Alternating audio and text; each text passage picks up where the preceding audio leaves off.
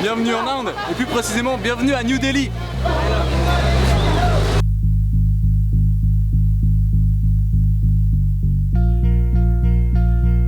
En 1947, l'Inde devient indépendante.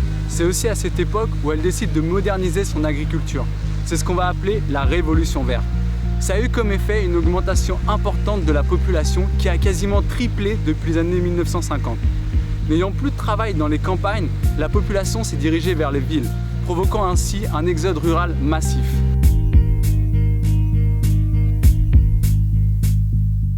Et c'est comme ça que la population de New Delhi a été multipliée par 10 depuis 1951, pour atteindre aujourd'hui quasiment 17 millions d'habitants. La métropole de New Delhi a énormément de difficultés à faire face à cette augmentation rapide de la population. Une des conséquences directes de ce phénomène a été la dégradation rapide de la qualité de l'air à New Delhi. C'est d'ailleurs à ce sujet que j'ai rendez-vous ce matin avec une experte des questions environnementales en Inde. The data that we have for this city, for Delhi, shows that there is at least one death due to air pollution-related diseases every hour in this city. Over the last 10 years, Delhi has actually tried to do a lot to control air pollution. Delhi has implemented one of the largest natural gas public transport program in this city. It has relocated polluting industry from the city. It has converted 2 power plants to natural gas power plant. They have also improved the emission standards for the vehicles and the fuel that we use in this city. Initially, we did see improvement in air quality, but we find that the air pollution levels has again begun to increase very rapidly. It's mainly because of increased dependence of people on personal vehicles. Donc là on se trouve dans un tuk-tuk, un rickshaw. C'est un moyen de locomotion très apprécié en fait de la population de New Delhi. Donc on essaie aussi.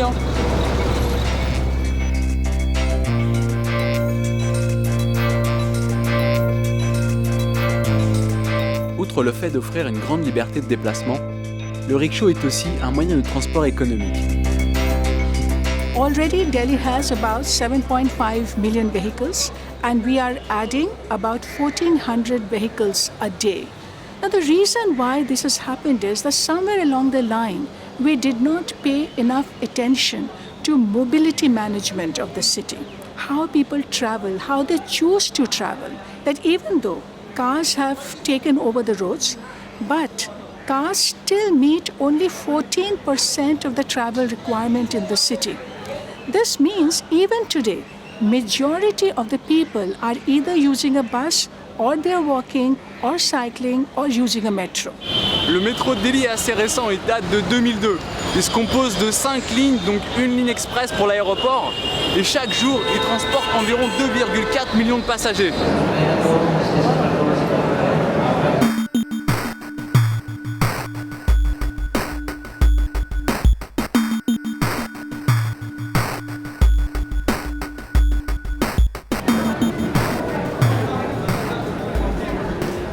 It's good that this city has now started to invest in the metro system, and the process is on where we are scaling up the network for metro. But we need to understand that the city cannot solve the problem with just one system. The metro scaling up will require a lot of other supportive measures. The metro ride is fantastic, but the moment we come out of the metro station, we are stranded because we have not paid attention to the last mile connectivity. The connection between the doorstep and the metro station will have to become even more efficient. Today, when we go around the city, we find that all the investment that is happening in the road infrastructure, it is giving priority to the movement of the vehicle. This is completely against the basic sustainability principles that must guide transportation planning in the city. We will have to design our roads for people and not for vehicles.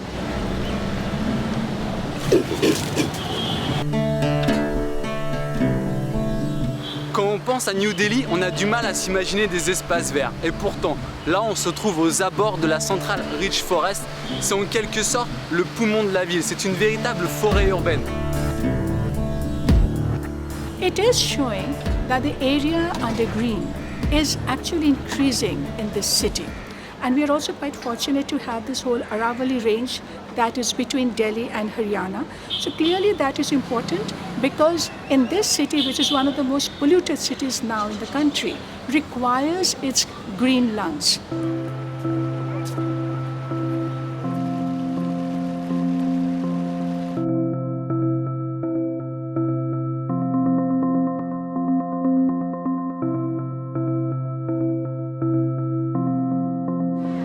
Clearly, the future vision that we want for our city, for my city, is where we have clean air to breathe, clean water to drink, and secure public health.